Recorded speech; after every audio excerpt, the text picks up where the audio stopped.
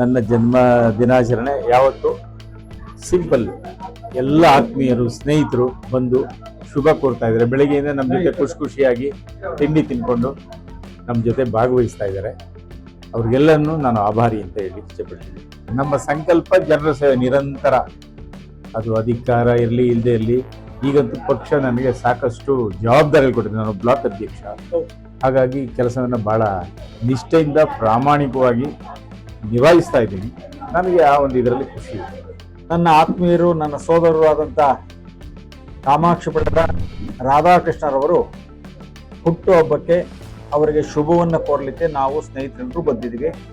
ಅವರ ಒಳ್ಳೆಯತನಕ್ಕೆ ಭಗವಂತನ ಆಶೀರ್ವಾದ, ಈ ಜನರ ಆಶೀರ್ವಾದ ಜೊತೆಲಿ ಸಿಗ್ಬೇಕೆ ಹೊರತು ಕೊಡ್ತಾರೆ ನಾವು ಮಾಡ್ತೀವಿ ಅಂತ ಯಾವುದೇ ಅಪೇಕ್ಷೆಯನ್ನ ಇಟ್ಕೊಳ್ದಿರ ಅವರು ಕೆಲಸವನ್ನ ಮಾಡಿದರೆ ಅದಕ್ಕೆ ನಾವು ಮೆಚ್ಚುಗೆಯನ್ನು ವ್ಯಕ್ತಪಡಿಸ್ತೀವಿ.